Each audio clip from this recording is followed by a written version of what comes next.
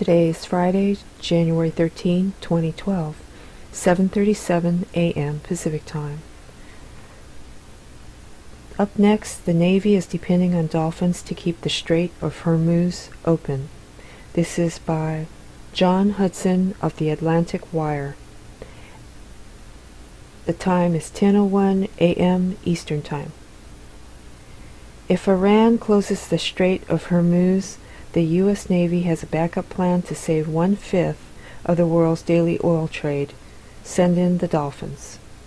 The threat of Iran closing the strait has reached a fever pitch, reports today's New York Times, with U.S. officials warning Iran's supreme leader that such moves would cross a red line, provoking a U.S. response. Iran could block the strait with any assortment of mines, armed speedboats, or anti-cruise ship missiles, but according to Michael Connell at the Center for Naval Analysis, the immediate issue for the U.S. military is to get the mines. To solve that problem, the Navy has a solution that isn't heavily advertised, but has a time-tested success rate: mine-detecting dolphins.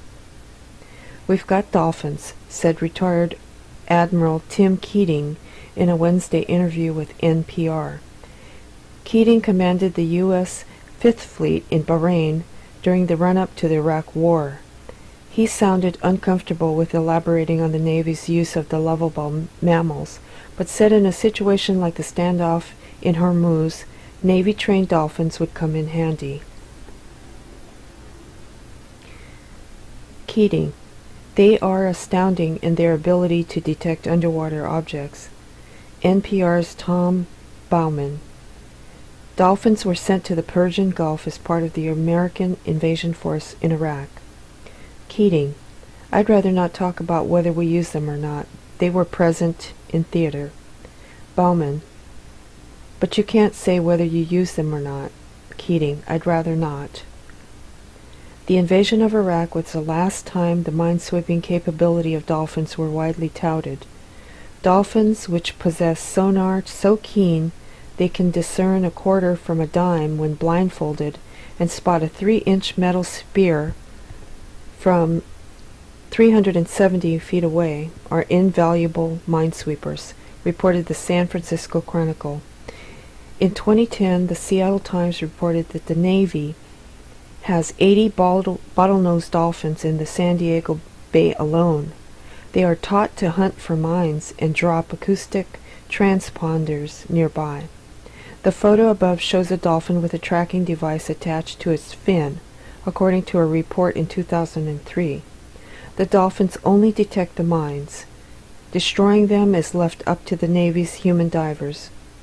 Still, the mammals are large enough to detonate a live mine, a prospect that doesn't delight animal rights groups. When this was an issue in 2003, lobbying for the rights of dolphins was much more politically sensitive, given that scores of U.S. men and women were being sent into battle as well.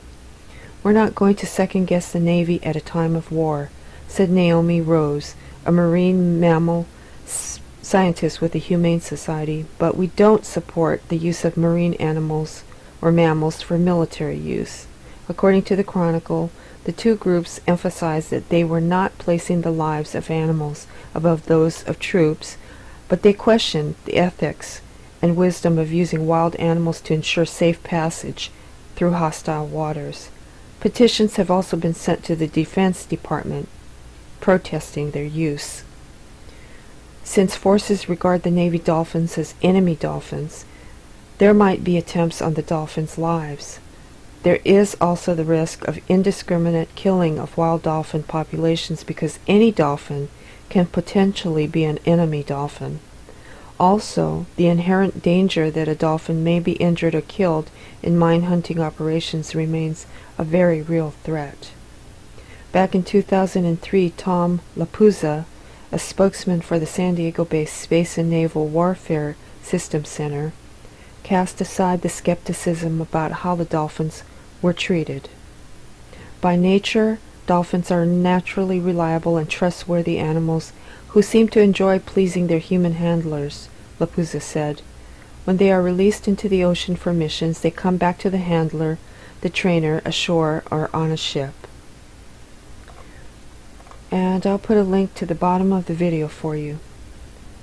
Thank you for watching.